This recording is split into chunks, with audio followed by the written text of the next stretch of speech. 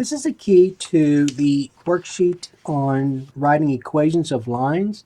And so number one, you want to write the equation of a line that contains the following 2 points. So you have these 2 points, and in part B you have these 2 points. And you want to write the equation, you want to write the answer in slope-intercept form. Now notice it says show all work to receive full credit. And number two, though, you want to do the same thing, except this time you want to write it in standard form.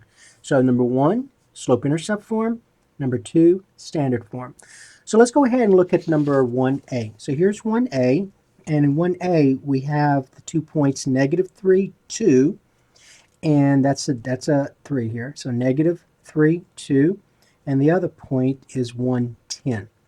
All right, and to write the equation of a line, there are 2 approaches you can take that we studied. So let's look at that first approach. So the first approach is to find the equation of a line using slope-intercept form. So slope-intercept form is y equals mx plus b. Now remember, in order to use this form, you have to know the slope and you have to know the y-intercept. So once you know the slope and once you know the y-intercept, you have the equation of a line. All right, so let's go ahead and find the slope. We don't know the slope and we don't know the y-intercept. So there are 2 things we don't know that we must know. Well, you all know that given 2 points, you can easily find the slope by using the slope formula. So let's go ahead and put that here. So remember, the slope formula is y2 minus y1. So it's a change in y divided by the change in x. Now remember, when you subtract the x coordinates, if this is y2, this must be x2. See, the order does matter in which you subtract these coordinates.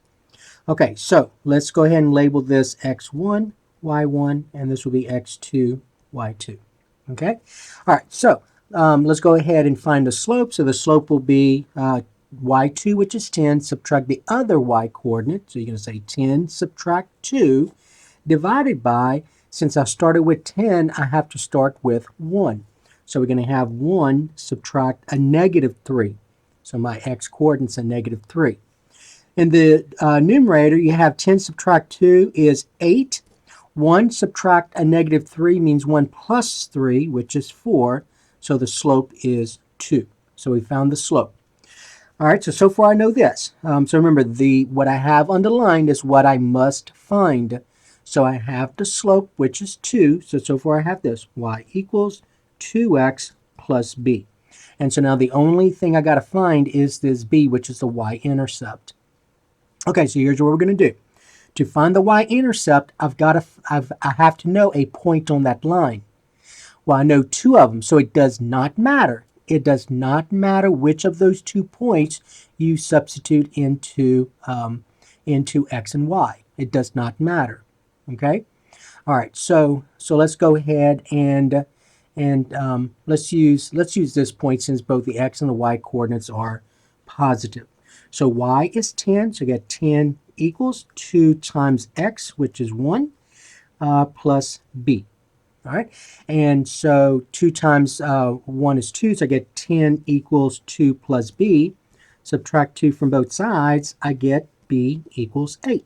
So there's the y-intercept. So therefore the answer, and remember they did ask slope-intercept form, right?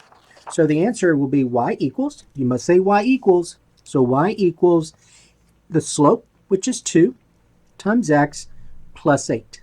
And there's your answer. All right, so there's the equation of this line in slope-intercept form. Now remember, just to show you, remember how I found b using this point? So if I had used this point instead, we're still going to get the same equation. Watch. I have y, which is 2, equals 2 times x, which is -3, plus b, right? And so 2 equals -6 plus b. Add 6 to both sides. I get b equals 8, which is what we had here. So it does not matter. At this point, it does not matter whether you use this point or this point. You will still get the same y-intercept and the same equation. So the answer will be the same in both cases. All right? So that's the first approach. So the first approach is using slope-intercept form.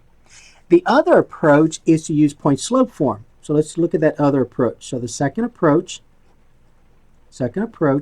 is to use point slope form. So remember, point slope form is y minus y1 equals the slope times x minus x1. And in order to use that second approach, I have to know the slope. You must know the slope. And you must know a point on the line. Well, I don't know the slope. If I started here using a second approach, I did not know the slope, but we had to find it, right? So I already found the slope. The slope is 2. All right, slope is 2. And then I need to know a point on the line. Well, it's that same idea we had here. When I got to this point and I had to find B, the y-intercept, it did not matter which point I used. It did not matter. In the end, I will still get the same equation. All right, so let's go ahead. So this point that I need to use, let's go ahead and use 110. So here's 110, so that's the point I'm going to use. And I'm going to label these x1, y1. So the point on the line is the one that's labeled x1, y1. So we're going to say x1, y1.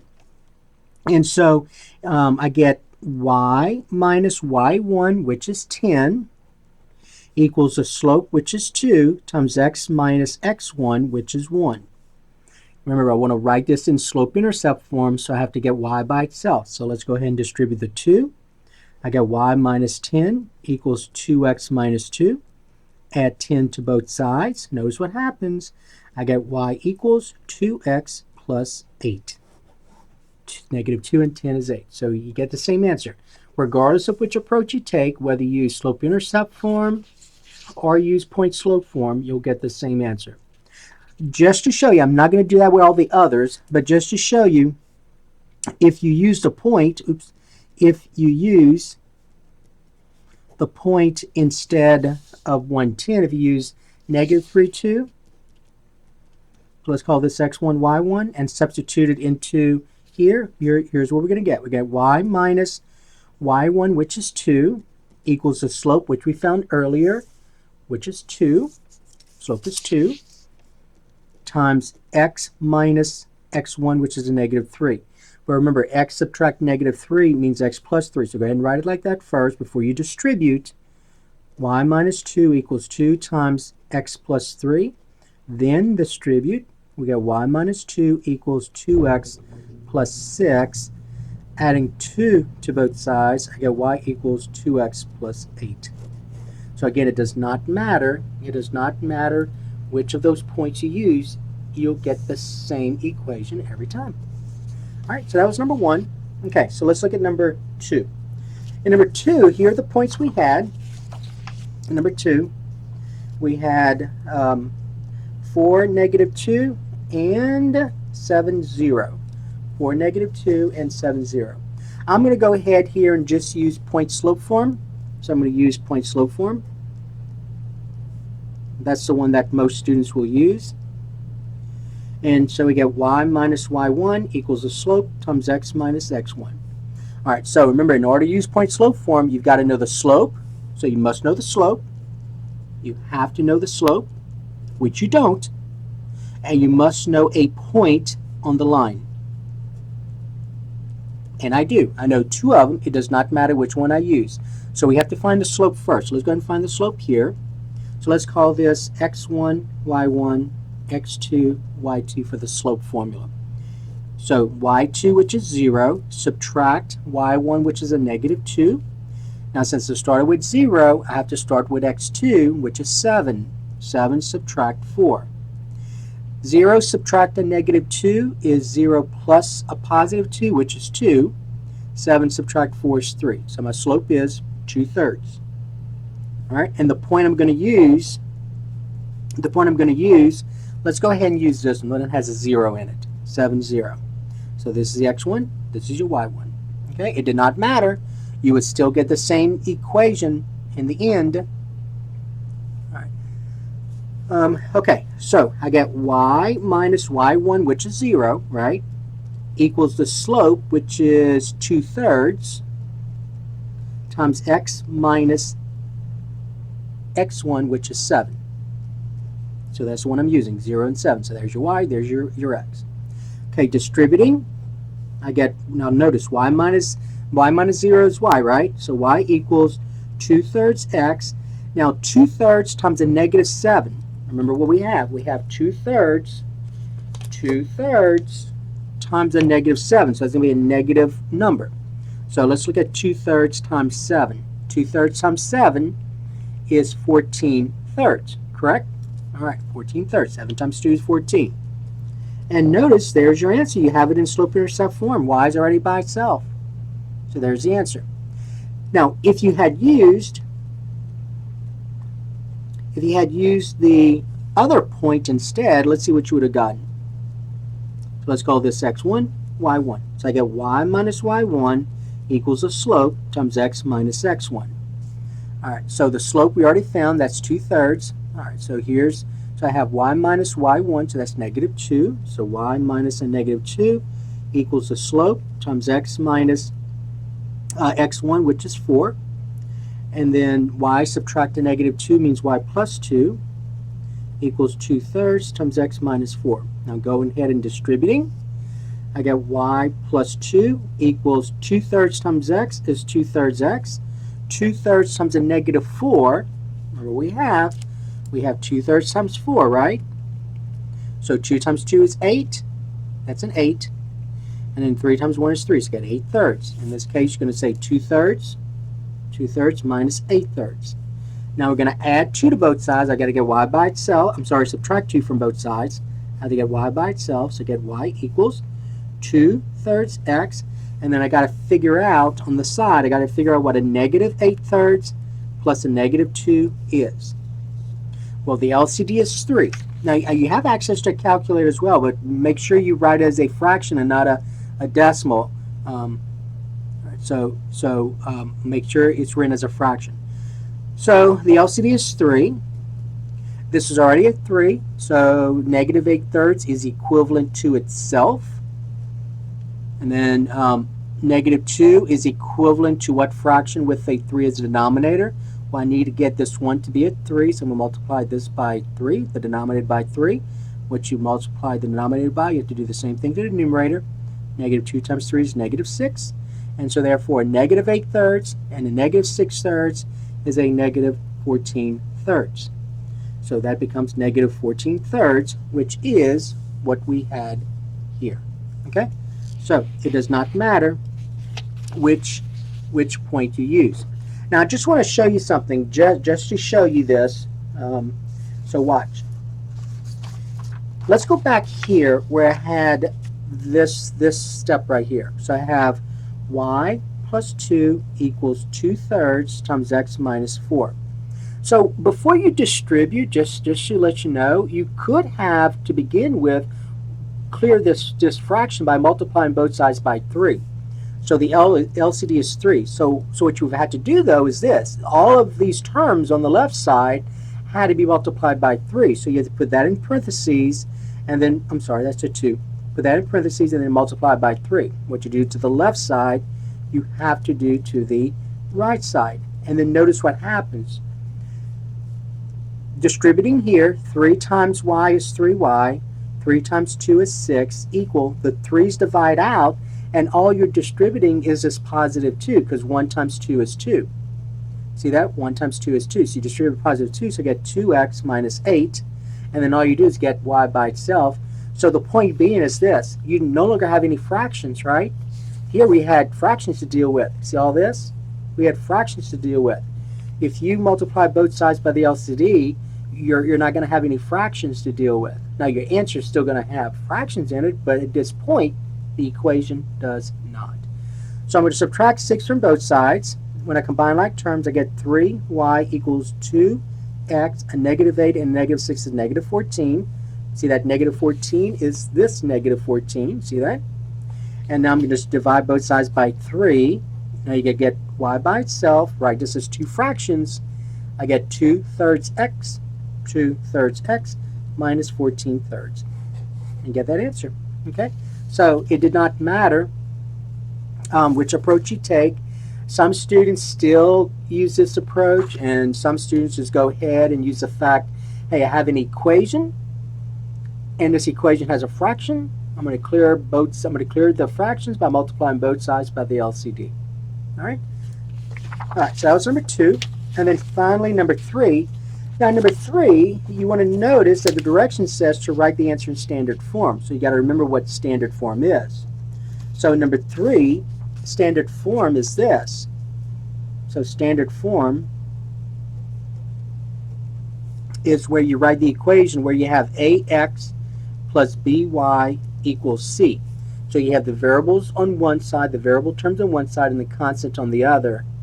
And you want to make sure that a, b, and c are integers. Integers. So you don't want any fractions at all.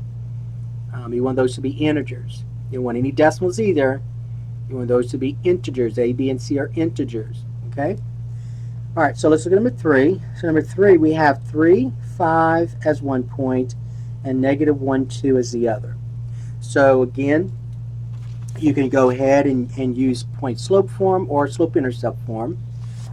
This time, let's go ahead, since I used point slope form the last time, let's use slope intercept form this time. So if I use slope intercept form, y equals mx plus b, notice in this case, and even if I had used point slope form, I would have had to find the slope. So in this problem, the slope's not given, so you got to find the slope. So the slope equals, so let's call this x1, y1, x2, y2. So the slope is going to be y2 subtract y1, so 2 subtract 5, divided by, now since I started with 2, the order matters, I have to start with negative 1. Negative 1 subtract 3. And so I get 2 subtract 5 is a negative 3. A negative 1 and a negative 3 is a negative 4. You have to know that a negative divided by negative is a positive, so you have to rewrite this as 3/4. So there's your slope, 3/4. And so now I have this. I have y equals 3/4 x plus b. Okay? And now what I have to do is get b by itself. So in order to get b by itself, just like we did in the previous problem, I have to use one of those points for x and y. It does not matter which one I use. I'm going to go ahead and use the 3, 5 because those are both positive. It doesn't matter. You'll still get the same value for b. But let's go ahead and use 3 and 5. So I'm going to use 3. I'm going to use a point 3, 5 to find b. And so when I do that, I get, this is your x, this is your y. I get 5 equals 3/4 times 3 plus b, right? Well, keep in mind that 3 times 3 is 9, 4 times 1 is 4. So I get 5 equals 9/4 plus b. Now at this point, you got to get b by itself. So just like, and think about this, just like we did here, had a fraction, so I'm going to multiply both sides by the LCD to clear the fractions. You can do the same thing here, so I'm going to do it both ways. Let's, first of all, I'm going to do it what on average most students are going to do. So most students are going to see this equation, and they're going to say, well, I'm just going to subtract 9/4 from both sides, just like that, and then combine like terms. Now you have to go on the side, and you're going to have to figure out what 5 minus 9/4 is. So 5 divided by 1 minus 9/4. Okay? Well, the LCD is 4, right? And notice that 9/4 is equivalent to itself. Over here, since that's a 1, I'm going to have to multiply that by 4 to get 1 times 4 to be 4. And then since I multiplied the denominator by 4, I have to multiply the numerator by 4. 5 times 4 is 20. So 20/4 minus 9/4 is 11/4. So there's b. So b is 11/4. Now that you found b, you now know your answer. So the answer, oops, sorry. Okay. I need to be a little bit careful because they want the equation to be in standard form. So let's go and do this. So right now I have this. I have y equals 3/4 x plus 11/4. I'm sorry, 3/4 x, excuse me. 3/4 x plus 11/4. Now notice this is in slope-intercept form, right? Slope-intercept form, so you got to be careful. Read the directions. Read the directions. The directions don't want it in slope-intercept form. The direction says write it in standard form. All right, so now what we have to do is we have to clear those fractions, right? We have to clear those fractions. So the LCD is 4. So I'm going to multiply both sides by 4. So we got to write this right in standard form. Okay, so when I write this in standard form, I'll multiply both sides by 4. 4 times y equals 4 times both terms on the other side. 3/4 x plus 11/4. Distributing, I get 4y equals, all right, now I get 4 times 3/4 x, right? 4 times 3/4 x plus 4 times 11/4. Now remember, the whole purpose of multiplying by the LCD is to get these denominators to be factors of 1. So that LCD better be divisible by the denominator. And it is. 4 is divisible by 4. 4 is divisible by 4. So those divide out, those divide out. And so far we have this. 4y equals 3x. 1 times 3x is 3x. Plus 1 times 11 is 11. Now remember, standard form is where you bring the variables to one side, constants to the other. So let's go ahead and subtract 3x from both sides. So 4y minus 3x equals 11. So there's the equation in standard form. We tend to put the variable variable term x first, but it doesn't matter. You could say negative 3x plus 4y equals 11. So all these are correct answers. Now I want to say this. You see right here, to get to this point, I subtracted 3x from both sides, right? So 4x minus 3x, that's how I got this. You could have, just to show you, and it's important you see this, I'm rewriting this equation over. You could have subtracted 4y from both sides, okay? See, does not matter which side you bring the variable terms on or the constant terms, because you're using properties of equality to do this. So every equation, when you use properties of equality, are going to be equivalent. So I get this is 0 equals 3x minus 4y plus 11. Now I got to get that 11 to the other side because I need the variable terms by itself. So I'm going to subtract 11. And so I get negative 11 equals 3x minus 4y. Or you can say negative 3x minus 4y equals negative 11. So there's another answer. Now I want you to notice, you may say, well, these right here are different because this is 4y, this is negative 4y, this is negative 3x, this is positive 3x, this is 11, this is negative 11. I know they're different, but they're actually equivalent.